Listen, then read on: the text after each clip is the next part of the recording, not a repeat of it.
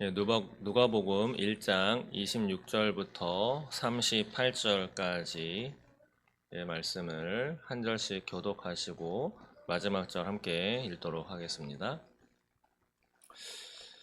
여섯째 달에 천사 가브리엘이 하나님의 보내심을 받아 갈릴리 나사렛이란 동네에 가서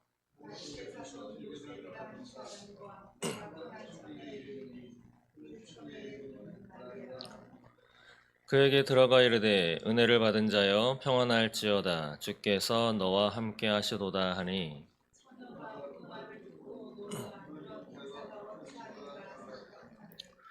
천사가 이르되 마리아여 무서워하지 말라 내가 하나님께 은혜를 입었느니라.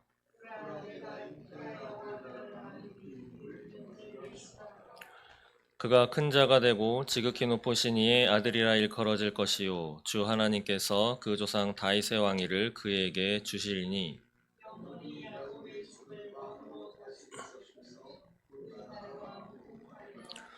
마리아가 천사에게 말하되 나는 남자를 알지 못하니 어찌 이 일이 있으리이까.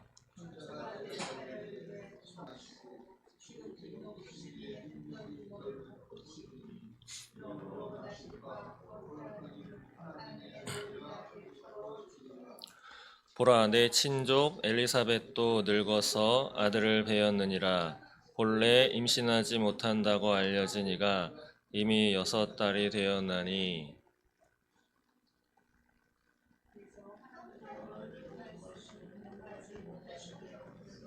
함께 읽겠습니다. 마리아가 이르되 주의 여종이오니 말씀대로 내게 이루어지이다매 천사가 떠나가니라. 아멘. 네, 감사합니다. 네, 한 주간 어떻게 잘 보내셨나요? 예, 성탄절이 얼마 남지 않았습니다. 예수님께서 오신 날을 기억하며 지내는 성탄절. 오늘 주변에 누가 오셨는지 한번 돌아보시기 바랍니다. 아기도 오늘 와가지고 네, 감사합니다. 요즘에 감기 때문에 많이 고생했다고 들었는데 요즘은 어른들도 감기 몸살 때문에 거의 뭐 한 달 이상 이렇게 앓고 있습니다. 뭐 조심한다고 조심되는 건 아니지만 감기 조심하시고요. 감사합니다. 오늘 제목 저렇게 적어봤습니다. 말씀대로 내게 이루어지이다. 아멘. 오늘은 초가 하나만 켜져 있죠. 대림절 바로 네 번째 주를 우리는 보내고 맞이했습니다. 혹시 지난주 세 번째 주였는데 지난주에 초 세 개의 의미 혹시 기억하시나요?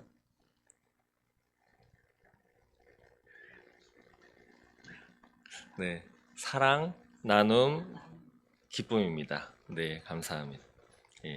오늘은 흰색 초만 키는데 흰색 초의 그 의미는 만남과 화해, 사랑의 촛불입니다. 따라해 보겠습니다. 만남과 화해, 사랑의 촛불. 예. 죄가 없으신 예수님과 우리 죄 많은 사람들이 만나서 사랑을 나누며 회복을 하는 사랑을 받는 그런 의미로 네 번째 흰색 초를 밝히고 있습니다. 성탄절날 어떤 계획을 갖고 계신가요? 성탄절날? 감사합니다. 물론 예배를 드려야죠. 성탄절의 주인공은 누군가요? 예수 그리스도이십니다. 제가 설교 때마다 가끔 말씀드리는데 안타깝게도 원래는 성탄절이 전 인류의 지구상의 가장 큰 축제 가운데 하나였지만 오늘날 지구상의 가장 큰 축제가 무엇으로 대치됐는지 다들 아시나요? 할로윈데이가 훨씬 더 큰 축제로 자리 잡아가고 있는 것이 오늘날의 현실입니다.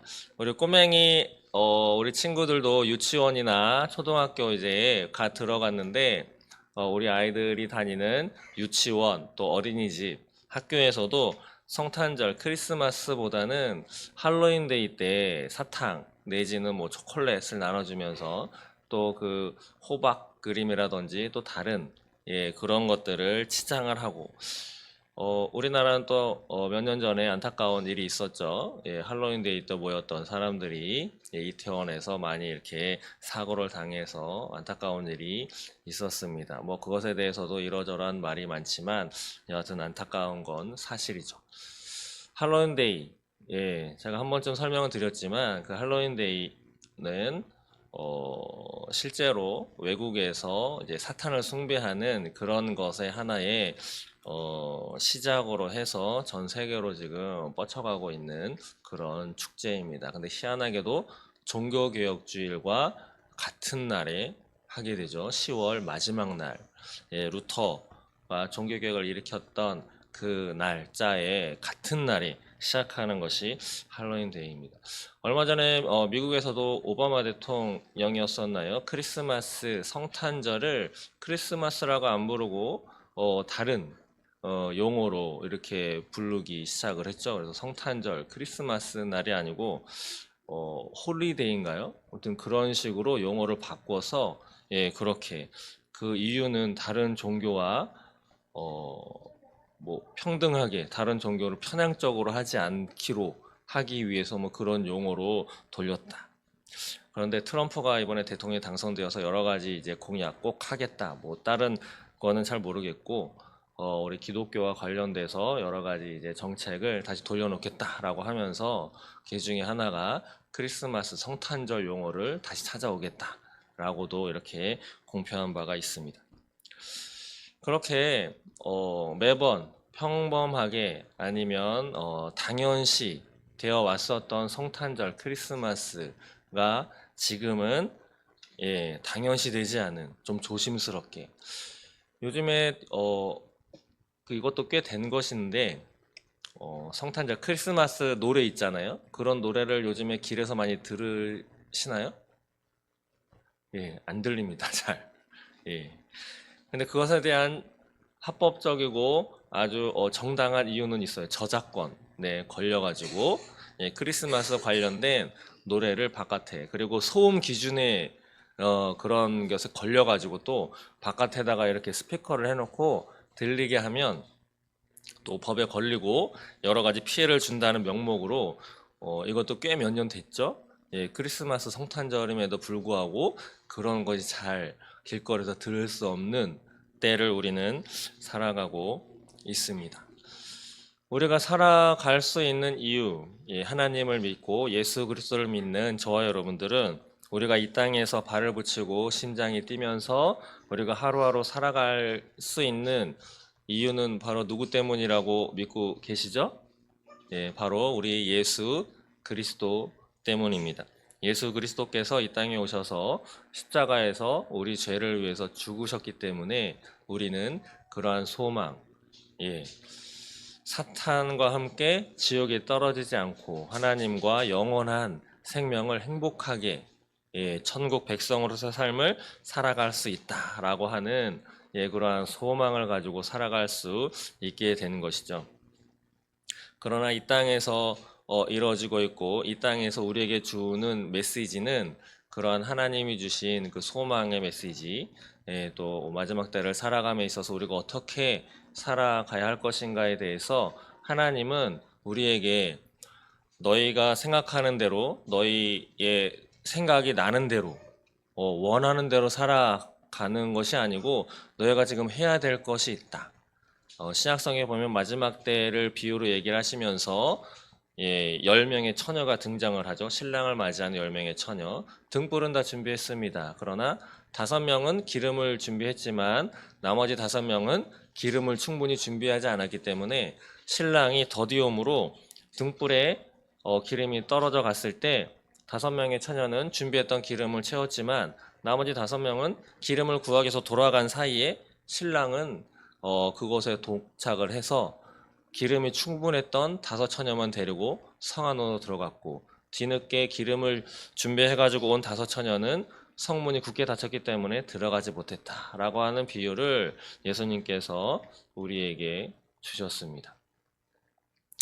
그렇기 때문에 우리는 마지막 때를 살아감에 있어 어떤 마음으로 살아갈 것인지 하나님은 우리에게 기름을 준비하라고 2000년 전에 예수님께서 우리에게 말씀해 주셨습니다. 그러나 우리가 늘상 들고 있는 핸드폰을 통해서도 우리가 볼 수 있는, 요즘에 영화를 극장에 가서도 보지만 다 핸드폰, 집에 갖고 계신 또 태블릿 PC라든지 TV로 해서 OTT라고 하죠. 한 달에 약 10,000원 정도 주시면 수십 편의 영화를 마음껏 보실 수 있습니다. 거기에 이제 얼마 전에 등장한 지옥이라고 하는 드라마가 있어요. 예, 짤막하게 제가 얼마 전에도 말씀을 드렸지만 대한민국에 어느 날 갑자기 천사가 등장합니다. 그래서 사람에게 고지를 해줘요. 너가 몇 날, 몇 월, 며칠, 몇 시에 죽을 건데 넌 지옥에 갈 거야. 그래서 나라가 쑥대밭이 됩니다. 뭐 그렇게 진행이 되는 거예요. 그다음에 이제 맨 마지막에는 모든 사람 거의 동시다발적으로 그 천사라고 하는 존재가 나타나서 다 알려주고 이렇게 혼란 와중에 끝나는데, 그 중에 어떤 여인이 또 그렇게 해서 고지를 받고 죽었다가 또 살아나서 온 사람이 있어요. 예, 그 사람이 주인공에게 마지막으로 이야기를 해줍니다. 이 땅에 드라마 이야기예요. 이 땅은 망할 겁니다. 예, 망할 거라고 얘기해요. 그런데 그 뒤에 말이 성경에서 이야기하는 메시지와 전혀 다른데, 망할 겁니다. 그러니 당신이 하고 싶은 것을 하면서 사세요. 라고 하면서 드라마는 끝나게 됩니다. 근데 하나님은 우리에게 그렇게 얘기하지 않으시죠? 하고 싶은 대로 하면 어떻게 됩니까? 우리는 지옥에 갑니다. 왜냐? 하고 싶은 대로 한다는 것은 예배드리지 않게 되고 기도하지 않게 되고, 더더욱이나가 재미없는 성경 말씀은 읽지 않게 되고, 내가 하고 싶은 먹는 거, 마시는 거, 여행 가고 싶은 거, 보고 싶은 거, 그렇게만 생활을 하게 되는 것이죠. 그게 인간이 갖고 타고난 본성이기 때문입니다. 그렇게 되면 결국은 하나님이 원하시는 예수님을 끝까지 믿고 살아갈 수 있는 믿음의 생활이 아니라 믿음의 생활을 저버리는 삶이 되기 때문에 천국에 입성하지 못하고 드라마 제목과 같은 지옥에 떨어지게 되는 거죠. 이 세상이 우리에게 주는 메시지는 당신이 하고 싶은 대로 해라. 당신이 꿈꿨던 그 꿈을 이루어라. 참고 살지 말아라. 너가 걸어가는 그 길이 참된 길이고, 길이 따로 있냐? 너가 가는 길이 인생의 길이다. 라고 메시지를 줍니다. 인간적으로 들으면 되게 좋은 거죠. 다른 사람이 너 인생에 참견할 수 없어. 다른 사람 너 인생에 참견하게 내버려 두지 마. 그도 제대로 살지 못해. 인간적으로 들으면 되게 좋은 말이고, 되게 인간으로서 떳떳하고 당당하게 살아갈 수 있는 자신의 힘으로 자신의 인생을 개척하면서 멋진 인생을 살아라 라고 들리지만, 살아보셔서 아시죠? 마음대로 되시던가요, 인생이? 인생이 마음대로 되지 않습니다. 하나님은 우리에게 말씀하십니다. 희망은 예수 그리스도 뿐이라고. 그래서 우리는 마지막 때를 살아가고 있는 이때에 내가 하고 싶은 거, 내가 그동안 못 해봤던 것을 좀 하면서 즐기면서 내 시간을 내가 원하는 대로 좀 써보자 라고 하는 것보다는, 하나님이 성경 말씀을 통해서 우리에게 이렇게 살아가는 것이 참된 인생의 길이야 라고 하는, 그 우리가 하고 싶은 것보다는 해야 할 것을 선택하면서 살아가는 것이 우리 올바른 인생인 줄 믿습니다. 그리고 또 한 가지 말씀드리고 싶은 것은, 올해는 나라도 좀 어수선하고 삶이 그래도 녹록하진 않지만 그래도 성탄절이 그래도 평온하게 맞이할 수 있게 되었잖아요. 근데 내년은 또 장담할 수 없습니다. 내년 성탄절도 올해처럼 이렇게 그렇게 많은 인원은 아니지만 이렇게 그래도 평안하게 별 그렇게 큰 탈 없이, 물론 감기는 걸려서 콜록콜록하고 약은 늘상 먹고 이렇게 있지만, 그리고 성탄절날 이렇게 하나님의 성전에 모여서 함께 찬양하면서 예배드리고, 또 이따가 마치면 당회도 하겠지만 끝나면 맛있는 거 먹으러 갈 겁니다. 이렇게 함께 모여서 식사도 하고 할 수 있는 이런 성탄절을 2025년에도 맞이할 수 있을까? 예, 잘 모르겠습니다. 예. 어떤 예측에는 그런 예측도 있습니다. 우리가 겪었었던 코로나보다 더 센 게 내년에 올 수도 있다. 예. 뭐 내년에 안 오면 그 후년에 올 수도 있다. 뭐 이런 예측이 많이 하죠. 우리 코로나 때 마스크 하나 사려고 줄 섰던 기억 하고 계시죠? 예. 한 사람 앞에 마스크 5개 이상 사지 못하는 적도 있었습니다. 그리고 제가 한번 보았던 건 주민등록번호 앞자리인가요? 거기에 맞춰가지고 요일마다 가서 섰잖아요. 제가 한 번은 섰는데 제 바로 앞에 우리 집사님보다 훨씬 더 연세가 많으신 거의 한 80 가까이 되신 분 지팡이 짚고 서 계셨어요. 거의 한 30분 이상 기다려가지고 이제 그 제 바로 앞에 서 계셨으니까 그 추운 겨울이었는데 그때도 마스크 사러 들어가셨는데 대판 싸우고 그냥 나오셨어요, 빈손으로. 이유는 그 요일에 해당되는 주민번호가 아니었어요. 다시 돌아가셨습니다. 지팡이 짚으시면서. 예. 또다시 그런 때가 오지 않으리라는 법이 없습니다. 세상이 너무도 많이 변하고 있고 예상하지 못한 진짜 성경이 이야기하고 있는 환란과 재난이 사람이 괴롭히지 않더라도 우리 주변의 환경이 우리를 괴롭히기 때문에 제가 얼마 전에 본 영상에는 이제 미국에서 눈이 내린 그런 거를 본 적이 있었는데 하루 사이에 눈이 집보다 더 많이 쌓여가지고 문이 안 열리는 문을 안쪽으로 여니까 문 앞이 그냥 눈으로 된 벽이었어요. 예. 그리고 한 번은 텍사스인가요? 거기서 이제 그 전봇대에 연결돼 있었던 전선 피복이 벗겨져 있었는데 거기에서부터 불이 났는데 또 강풍을 타고 산불이 저 여의도의 2배인가 3배인가 되는 불이 그냥 쫙 나가지고 끄지도 못하고 자연적으로 꺼진 이후에 본 참상은 소떼들이 새카맣게 타가지고 죽어있는 그런 모습. 과거에는 볼 수 없었던 그런 재난들이 이 지구를 뒤덮고 있습니다. 이런 와중에 그래도 하나님께서는 과거 2000년 전에 우리를 구원하시고자 이 땅에 예수님을 보내셨습니다. 오늘 보신 31절에 이렇게 천사를 통해서 마리아에게 알려주죠. 보라, 내가 잉태하여 아들을 낳으리니 그 이름을 예수라 하라.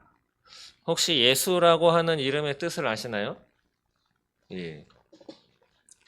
우리 혹시 아이 중에 예수라고 하는 이름의 뜻 아는 사람? 예. 마치면 햄버거 사준다. 예.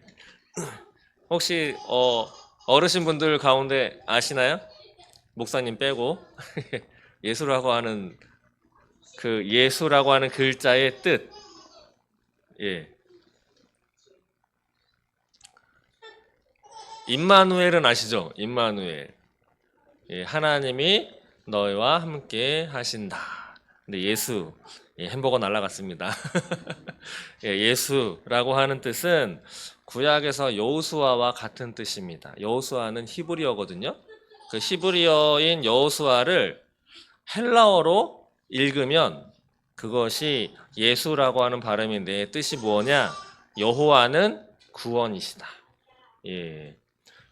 저도 그랬지만 교회를 십수년, 수십 년을 다녀도 교회에서 쓰는 용어를 우리는 제대로 잘 알지 못합니다. 한번 따라 보겠습니다. 여호와는 구원이시다. 이것이 예수라고 하는 이름의 뜻입니다. 과거 2000년 전에 한 사내 아이가 마리아라고 하는 여인을 통해서 이 땅에 태어난 이야기, 그것이 성탄절 관련된 이야기이죠.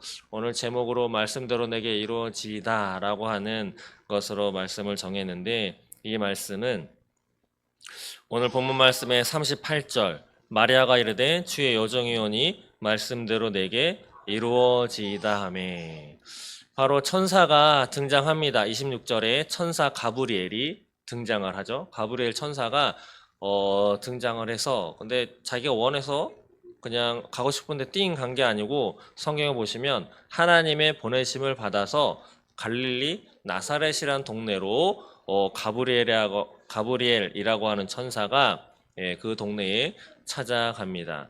그러면서 27절에 나타나는 것과 같이 다윗의 자손인 요셉이라고 하는 사람과 약혼한 처녀가 있었어요. 근데 그 처녀 이름이 마리아입니다. 혹시 마리아라고 하는 이름의 뜻을 아시나요?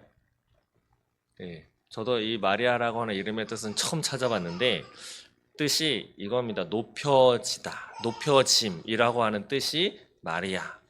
근데 마리아라고 하는 이름은 우리나라 철수, 영희처럼 되게 흔한 이름이었습니다. 이 마리아라고 하는 이 처녀에게 이 가브리엘 천사가 가서 28절에 이렇게 이야기하는 거죠. 은혜를 받은 자여 평안할지어다 주께서 너와 함께 하시도다. 혹시 이런 말 들어보신 적 있어요? 은혜를 받으셨습니다. 주님께서 당신과 함께 하십니다.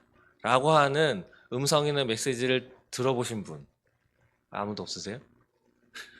네. 앞으로 2025년도에는 이런 음성을 듣는 복이 임하시기를 기원하겠습니다. 네.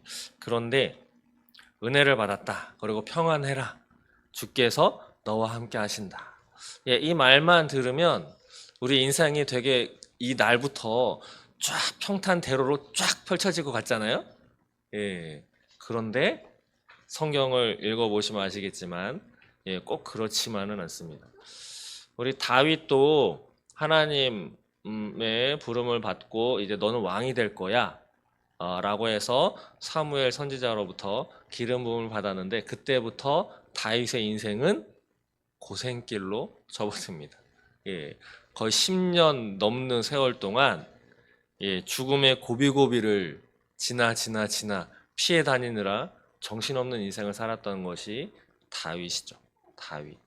그리고 야곱의 아들 가운데 요셉이 있었죠. 요셉은 꿈을 아주 잘 꾸었습니다. 그리고 집에서는 이제 그 아버지 야곱의 사랑을 독차지해가지고 되게 귀여움을 받았는데 그 꿈 때문에 하나님이 주신 그 꿈 때문에 또 그 형들의 시기심과 질투를 받아서 죽을 수도 있었던 구덩이에도 빠지고 노예로도 팔려가서 감옥살이도 엄청나게 했던. 근데 성경 보시면 여호와가 함께 하심으로 평안했다라고 되어 있죠. 가끔 한 줄씩 나와요. 여호와께서 하나님이 함께 하시기 때문에 평안했다. 요셉의 인생이. 근데 감옥에 있었는데 평안했다. 감옥에서 평안하게 살고 싶으신 분 계세요? 저도 별로 원하지 않습니다. 근데 하나님은 이렇게 명하십니다. 이 마리아라고 하는 처녀에게 천사가 은혜를 받은 자의 평안할지어다 주께서 너와 함께 하신다 라고 하는 이 말씀, 고지를 받은 이후에 마리아가 담당해야 했던 것은 무엇인가?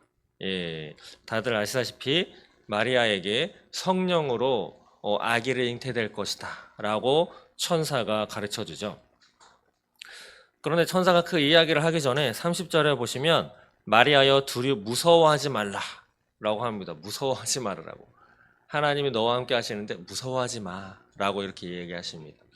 왜냐하면 마리아가 좀 놀라거나 무서워하는 그런 모습을 보였기 때문이기도 하겠죠.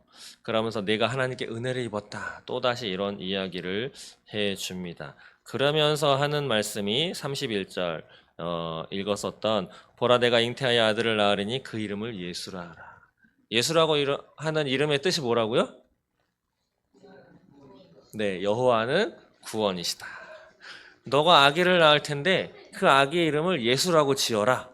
그 아기의 이름을 여호와는 구원이십니다 라고 하는 이름으로 너 아기의 이름을 지어라 라고 하는 거죠. 그러면서 그 아기가 어떠한 사람으로 이 땅에 태어나서 살아갈 것인지에 대해서 이야기를 해주는데 오늘 본문의 32절부터 33절까지 한번 같이 읽도록 하겠습니다. 시작. 그가 큰 자가 되고 지극히 높으신 이의 아들이라 일컬어질 것이요 주 하나님께서 그 조상 다윗의 왕위를 그에게 주시리니 영원히 야곱의 집을 왕으로 다스릴 것이며 그 나라가 무궁하리라. 아멘. 말하자면 그런 겁니다. 여러분에게 천사가 나타나서 여러분에게 그 가정에 한 아기가 나올 것입니다. 예, 내 나이가 60이 넘었는데 무슨 아기냐라고 말씀하지 마시고, 예, 아브라함의 아내 사라는 몇 살에 아기를 낳았죠? 아브라함이 100세에 낳았죠? 예, 거의 99세 정도일 겁니다. 그때도 하나님이 원하시면 아기를 낳을 수 있는 역사가 일어났는데, 아기를 낳을 텐데 그 아기가 큰 자가 되고 지극히 높으신 이의 아들, 바로 하나님의 아들이 될 거야. 그리고 하나님께서 네 아기에게 위대한 다윗의 왕가를 이을 수 있는, 우리나라로 치면 세종대왕의 후계자로서의 왕위를 이을 수 있는 그런 아이가 될 거야 라고 하면서 야곱의 집, 이스라엘을 상징하죠. 이스라엘 나라를 왕으로서 다스릴 것이고 또 그가 다스린 나라가 영원 무궁할 것이야. 이런 소식을 듣는 거죠. 예, 천사로부터 마리아는 이런 소식을 들었습니다. 그랬더니 이 마리아가 이렇게 얘기하죠. 마리아는 아직 약혼을 했지만 아직 약혼한 그 남편 되는 요셉과 같이 살고 있지 않습니다. 우리는 유대인의 그 결혼 예식에 대해서 좀 살펴볼 필요가 있는데, 우리나라는 요즘에는 약혼도 많이 생략을 하죠. 예, 저희 큰 누나가 시집 갈 때만 하더라도 함진합이라고 해가지고, 예, 결혼하기 전에 함 이만큼 들고 와가지고 또 이제 걷는 발걸음마다 돈 봉투 해가지고 예, 그걸 또 밟고 집에까지 들어오고 막 이런 것도 있었는데 요즘에는 다 사라졌습니다. 그래서 한 남자와 한 여자가 결혼할 때 결혼식장만 잡아서 그날 하루에 다 끝내죠. 근데 유대인들은 남자와 여자가 결혼하기로 약혼, 정혼을 하게 되면 같이 살지는 않지만 부부로서 권리와 의무를 갖게 됩니다. 그러면서 대략 1년, 뭐 길게는 더 갈 수도 있겠지만 그 1년 동안 남자는 여자와 함께 살 집을 마련을 하고, 그동안에 여자는 그 아버지 집에서 그 상대방 남편 집에 가문, 가풍 가서 어떻게 생활하고 어떻게 해야 될 것인지를 배우고 자신을 성결하게 준비하는 그런 시간을 갖습니다.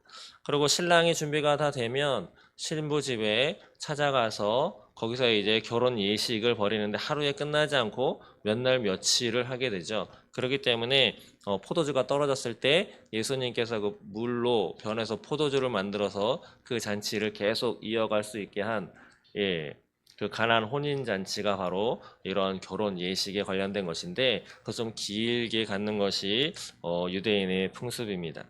근데 오늘 이 마리아는 요셉과 결혼하기로 했지만 뭐 아직 같이 살지도 않고 잠자리도 갖지 않은, 육체적으로는 처녀의 몸을 가지고 있었던 여인입니다. 근데 이 여인에게 나타나서 너가 아기를 잉태할 거야 라고 하니까, 아직 결혼식도 하지 않았는데 너가 아기를 임신할 거야 라고 하니 예, 깜짝 놀라겠죠. 어떻게 그런 일이 있겠습니까? 라고 다시 물어보는 거죠.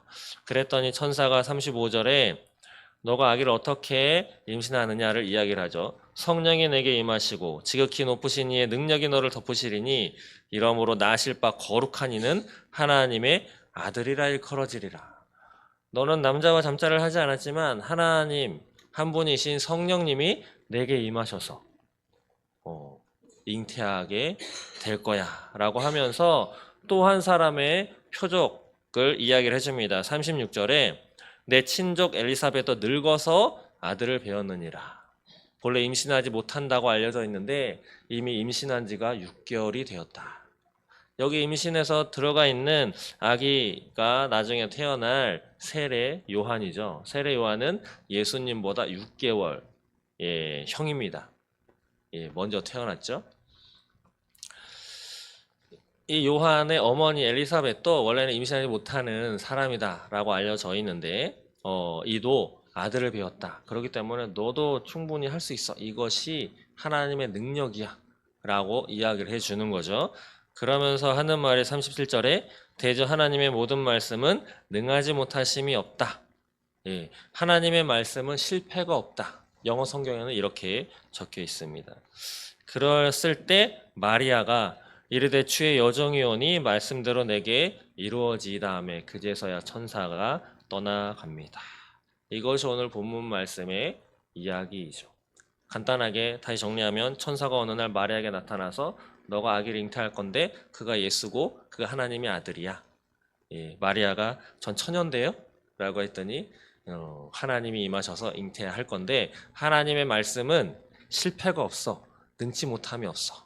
라고 했더니 마리아가 그 말씀대로 이루어질 것입니다. 고백을 하니 천사가 떠나갔습니다. 약 20초도 안 되는 이야기를 거의 한 10분 넘게 설명을 드렸습니다. 마리아가 천사의 이야기를 들었을 때 100% 이해를 했을까요?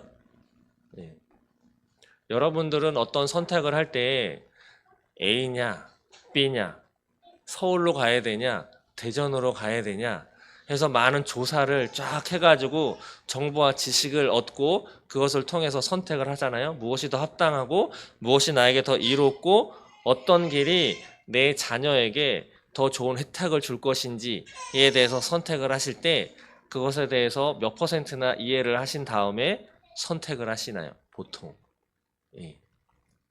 적어도 7, 80% 이상은 이해를 하고 납득이 돼야 이것이 좀 더 낫겠다 싶어서 그걸 선택하시죠. 근데 그것이 51대 49다 이러면 진짜 고민이 되는 거죠. 그때 되면 기도하시겠죠. 마리아는 어땠을까요? 천사의 말을 들었을 때 전 처녀인데요? 라고 했을 때 성령님이 임하셔서 너가 임신할 거야. 이것에 대해서 마리아는 얼마나 이해를 했을까요? 마치 노아에게 하나님이 나타나서 하늘에서 비가 내려가지고 전 세상이 수장돼서 다 죽어버릴 거야. 그러니까 너는 빨리 방주를 지어라. 라고 했을 때 노아도 비를 본 적이 없습니다. 노아는 그것을 얼마나 이해를 해서 방주를 짓기 시작했을까요? 성경에 나와 있지 않습니다.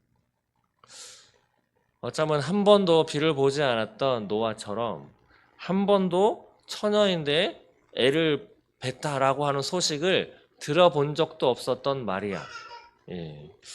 아마 10%도 이해하지 못했을 겁니다. 그런데 놀라운 것은 마리아는 말씀대로 내게 이루어지이다 라고 하는 고백을 하나님께 드린 것이죠. 쉬웠을까요? 어쩌면 이런 것 때문에 카톨릭은 마리아를 예수님 엄마로 그 이상으로 인정을 해서 숭배하는, 저는 과거에 저희 집에서 좀 친하게 저희 부모님과 친밀하게 지내시던 카톨릭 다니던 그 신자분을 알고 있었어요. 그때 이제 제가 그때도 공부를 하고 있었기 때문에 그분이 기도도 해주신다고 하고 하도 인생이 답답하니까 그래서 그 성당에도 같이 가서 이야기도 나누고 성당에서 소위 미사도 한 두어 번 들어본 적이 있어요. 근데 거기도 찬송가를 부릅니다. 근데 찬송가 그 제목 가운데 이런 것도 있어요. 마리아 송가. 실제로 있습니다. 마리아 송가 제목이 마리아 송가예요. 이렇게 딱 돼 있어요. 원래 찬송은 누구를 높이는 거죠? 하나님만 높이는 거죠. 성자 예수님만 높이는 것이고 성령 하나님만 높이고 그분에게만 영광 돌려드리는 것이 찬송의 목적입니다. 근데 성당에서 갖고 있는 찬송가에는 마리아 송가가 있어서 마리아를 높여드리는, 오늘 천사가 마리아에게 28절에도 은혜를 받은 자여 평안할지어다, 은혜를 받은 자여라고 이렇게 이야기를 했는데 카톨릭에서는 이것을 어떻게 해석을 했냐면 내가 주어야 할 은혜가 충만하구나 뭐 이렇게 해석을 했어요. 그러니까 마리아가 다른 인류에게 은혜를 줄 수 있을 만큼 네 안에 은혜가 충만하다. 그러니까 다른 모든 사람들보다 마리아가 좀 더 고차원적으로 더 깨끗하고 더 존귀한 사람으로 높이게 된 것이죠. 그것이 더 진하고 신학적인 뒷받침도 해가면서 거의 신적인 존재 위치까지 높이게 된 것이 카톨릭입니다. 거의 숭배하게 됐죠. 그래서 많이들 아시겠지만 성당에 딱 들어가면 누구한테 먼저 기도를 하죠? 예, 마리아한테 가서 기도합니다. 이렇게 하면서 마리아 앞에서 기도를 해요. 예, 그런 이유는 인간적으로 들으면 타당합니다. 뭐라고 이야기하냐면 마리아가 예수님을 낳잖아요. 예수님 엄마잖아요. 그러면 우리가 하나님께 기도를 할 때 직접 하는 것보다 그 엄마한테 기도를 하면 엄마가 엄마이고 예수는 그 마리아의 아들이죠. 그럼 엄마가 아들한테 부탁하는 것이 옆에 옆집 사람이 아들한테 부탁하는 것보다 더 잘 들어주겠죠. 예, 그런 논리를 핍니다. 그래서 예수의 엄마한테 가서 기도해. 그럼 예수 엄마가 자기 아들 예수한테 너의 기도를 대신 해주면 그 아들 예수가 더 잘 들어줄 거야. 그럴듯하죠. 그것이 카톨릭이 갖고 있는 이야기입니다. 물론 개중에는 마리아는 신이 아니야라고 우리 개신교가 믿고 있는 올바른 성경의 내용처럼 믿으면서 신앙생활하고 있는 사람도 있겠지만 엄밀한 것은 카톨릭은 거의 이단이라고 쳐도 다를 바 없습니다. 성경을 자신들의 마음대로 해석을 해서 그렇게 해왔기 때문에 전혀 성경하고는 맞지 않는 거죠. 마리아는 한 사람에 불과합니다. 우리와 같은 성전을 갖고 있는. 다시 돌아오면 그런 마리아 전혀 이해하지 못했지만 그래도 대단한 것은 자신이 앞으로 겪어야 할 것이 무엇인지 알았음에도 불구하고 하나님의 말씀이 내 삶에 이루어질 것입니다. 고백을 했다는 것이죠. 어떠한 인생이 그 앞에 기다리고 있을까요? 약 두 가지로 생각할 수 있는 것인데 하나는 남편 되는 요셉으로부터 야, 너하고 결혼 안 해. 파혼이죠, 파혼. 예. 지금도 결혼하려고 날짜 다 잡고 청첩장 돌렸다가 파혼되면 남자보다는 여자 측이 좀 더 많은 피해를 입게 되는 무슨 뭐 어떻게 됐길래 파혼이 된 거야. 예, 입방을 많이 올려 지게 되는 것이 오늘날 세대인데 이때는 어떠하겠습니까? 예, 결혼하기로 했는데 파혼을 당했어요. 그러면 이 여인은 더 안 좋은 소문의 주인공이 되는 것이죠. 그리고 또 하나는 그 소문의 내용은 무엇이냐? 여인이 파혼당하게 되는 것, 가장 생각하기 쉬운 것은 그거죠. 바람 폈구나. 또 그 증거가 점점 나오겠죠? 아이를 배웠으면 배가 나올 거 아니에요. 그럼 누가 보아도 임신했을까 드러날 텐데 그럼 아직 결혼식도 치르지 않았는데 배가 나왔어. 그럼 저 여인은 다른 남자와 바람났구나. 이 당시에 이랬으면 돌로 쳐서 죽어야 하는 것이 율법의 내용이었습니다. 마리아는 천사의 말을 이해는 하지 못했지만 그 당시에 알고 있었던 율법의 내용은 알았을 것입니다. 여자가 결혼하지 않았는데 임신을 했어? 그러면 돌로 맞아서 죽게 될 거야 라고 하는 것을. 한번 생각해 보세요. 요즘은 돌도 잘 구할 수 없어요. 돌도 잘 구할 수. 예전에는 길거리에 널린 게 돌이어서 돌로 말방 까기도 놀고 뭐 이렇게 했는데 요즘은 돌도 구할 수 없죠. 돌로 맞아서 죽을 만큼 맞으려면 어떤 돌로 얼마나 맞아야지 죽을까요? 한두 개 맞아서는 죽지 않겠죠. 다윗처럼 골리앗을 쓰러뜨린 다윗과 같은 사람이 있지 않는 한 적어도 수십 개의 돌은 맞아서 피를 흘려야 죽게 될 것인데 그런 위험, 그런 것을 알면서도 마리아는 이런 고백을 했습니다. 바로 오늘 제목에 있는 것처럼 말씀대로 내게 이루어지이다. 앞으로의 신앙생활, 마지막 때를 살아간다, 이러저러한 말이 있지만 딱히 그것이 아닐지라도 매일 하나님의 말씀을 읽으면서 그 말씀을 붙들고 살아가야 하는 것이 그리스도인의 본분이자 그리스도인이 살아가는 하루의 삶의 방식임을 누누이 말씀드리고 있습니다. 그런데 그 말씀의 내용이 무엇이든 우리는 마리아가 고백했었던 것처럼 하나님의 말씀대로 내 삶에 이루어지기를 소망합니다. 라고 하는 고백을 해야 할 것입니다. 제가 한 번은 우리도 이제 송구영신 예배 때 계획을 하고 있습니다. 말씀을 제가 직접 나누어 드릴지 아니면 뽑을지 뭐 계획을 하고 있는데, 제가 전에 교회에 있을 때 청년 때에 그런 딱 뽑았는데 그런 말씀이 있었어요.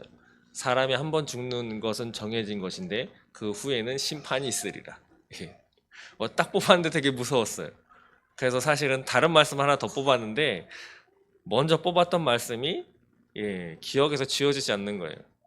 그래서 그 말씀을 가지고 1년을 바라보며 살았던 적이 있었습니다. 아무튼 되게 무서웠어요.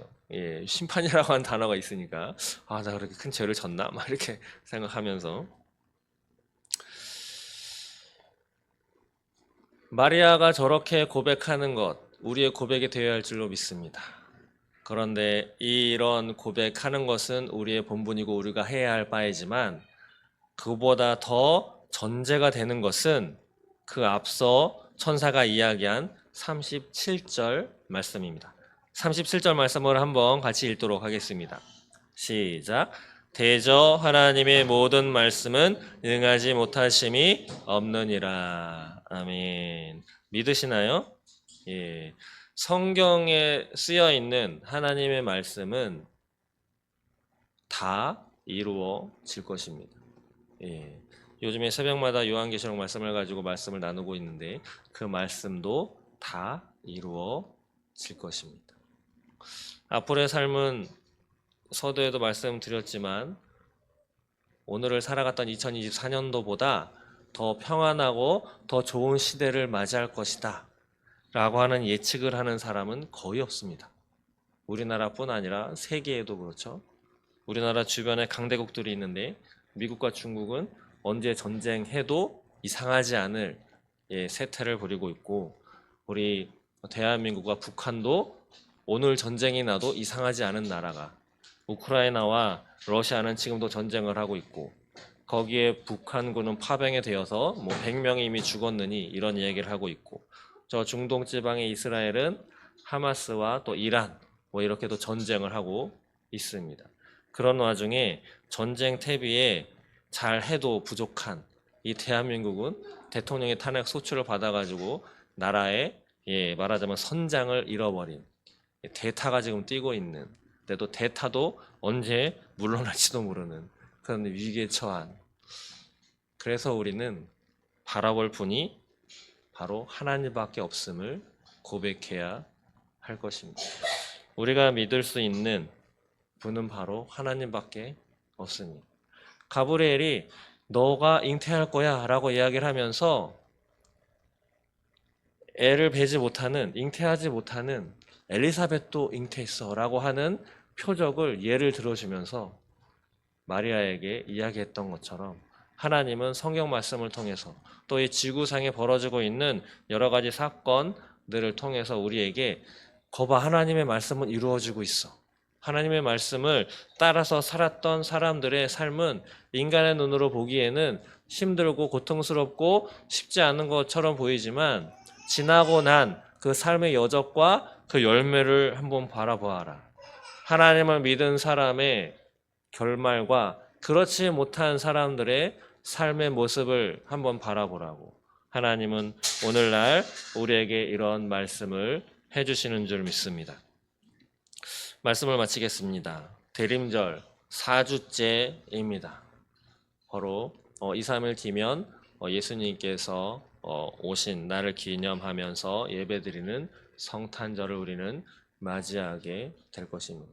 어쩌면 우리 인생의 마지막 성탄절이 될 수도 있는 2024년도의 성탄절을 기다리면서 우리가 가져야 할 태도와 삶은 바로 오늘 마리아가 자신은 몇 퍼센트 이해하지도 못했지만 하나님의 말씀이기에 하나님의 말씀대로 이루어질 것입니다 라고 고백했던 것이 우리의 삶의 태도가 되어야 할 줄로 믿습니다.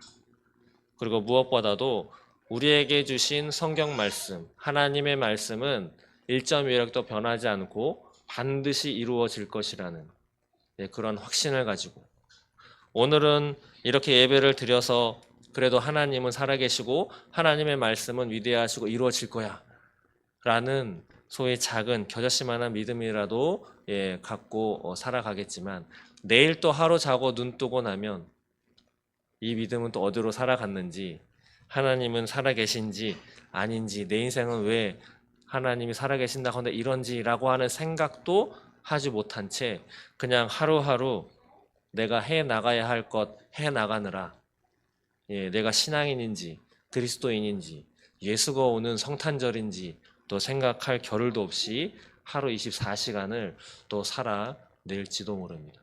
그러다 보면 내 감정과 내 안에 생각나는 또 내 눈에 보이는 여러 가지 메시미디어를 통해서 주는 그러한 메시지에 또 미혹이 되어서 그래 하나님이 뭐 있는 것 같긴 한데 나하고는 상관없는 것 같아 라고 하는 그런 것에 또 미혹이 되어서 또 일주일을 또 허우적대며 살아갈 수 있는 그런 연약한 존재가 우리들입니다. 그렇기 때문에 우리는 우리의 감정, 우리가 보는 것, 우리가 느껴진 것, 또 옆 사람이 이야기해주는 세상이 이야기해주는 것에 미혹되지 말고 하나님의 말씀을 딱 붙드시면서 그 말씀이 하시는 그 말씀만 믿으며 오늘을 살아가는 저 여러분 되시기를 소망합니다. 기도하겠습니다. 하나님 감사합니다. 마리아에게 찾아오셔서 하나님의 말씀대로 성령의 잉태함을 받아 예수를 낳을 것이다. 고지받은 마리아가 하나님의 말씀대로 이루어지이다 라고 고백했었던 것처럼 이러한 고백이 또 하나님의 말씀이 능치 못함이 없다 라고 하는 이 믿음을 우리도 간직하며 살아낼 수 있도록 인도하여 주시옵소서. 예수님이 이 땅에 오셨던 또 다시 오실 예수님을 기다리며 지내는 대림절, 성탄절을 앞두고 있습니다. 하나님 이 시간을 그냥 다른 사람들처럼 살아가는 것이 아니고 하나님의 자녀로서 그리스도인으로서 올곧게 살아갈 수 있도록 하나님 인도하여 주시옵소서. 감사합니다. 예수님의 이름으로 기도드립니다. 아멘.